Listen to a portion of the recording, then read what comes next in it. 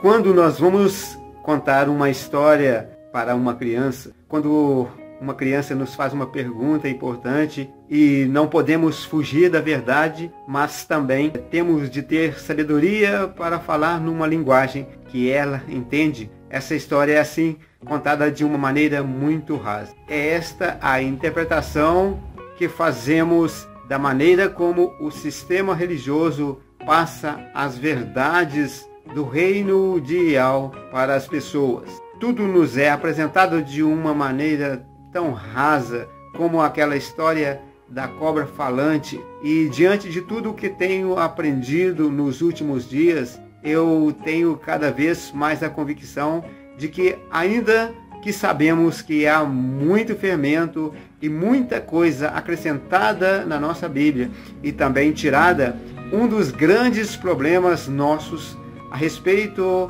daquilo que realmente é a verdade ideal é o nível de interpretação das Escrituras. Por exemplo, a questão da cobra falante, a questão de dizer que nós já nascemos em pecado por causa da desobediência de Adão e Eva, e assim por diante. Hoje eu quero apresentar mais um ponto destes que nos é passado como se fôssemos crianças e como se não pudéssemos suportar a pura verdade. A história de Noé nos passa um episódio quando ele chegando aqui na terra seca, depois de passar pelo tempo do dilúvio, ele planta uma vinha, ele bebe do vinho e ele se embriaga na sua tenda. Aí o que nos é passado como verdade é o seguinte: Noé tinha 3 filhos, Cão,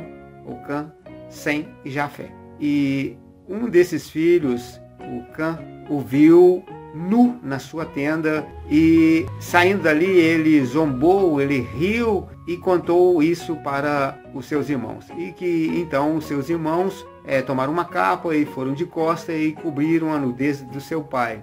Quando o seu pai se recolou daquela embriaguez, ele ficou tão irado que simplesmente ele amaldiçoou Canaã, o filho de Cão, e toda a sua descendência. Muito bem, vamos por partes. Uma coisa é certa, nós sabemos que ele plantou uma vinha e que o excesso de vinho embriaga as pessoas, e não sabemos se ele apenas adormeceu ali ou se simplesmente tirou as suas roupas. A questão é que a palavra ideal, ela se completa.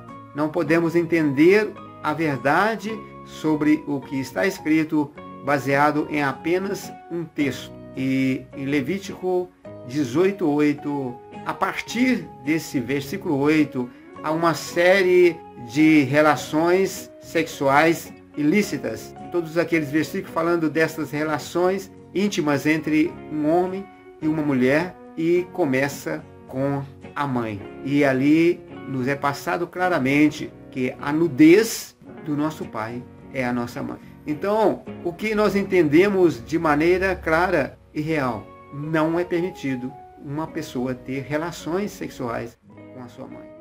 O que entendemos de tudo isso na história de Noé? Que os 2 filhos, com todo o respeito inclusive com a palavra de ideal, eles tomaram aquela capa e foram até a mãe deles, e certamente, se houve zombaria, hoje nós entendemos que este Cão é um dos filhos de Satanás. Eles cobriram com essa capa a nudez da mãe dele. E o Gênesis não é muito de dar detalhes, mas podemos ter aí uma ideia lógica que aquele mesmo vinho que embriagou a Noé poderia ter sido uma sugestão de Cão para com sua mãe. Provavelmente ela também, é uma hipótese, né, dela também ter ficado embriagada, né, porque isso não é uma coisa muito normal, ainda que sabemos que também sua mãe era uma das descendentes de Caim, uma das filhas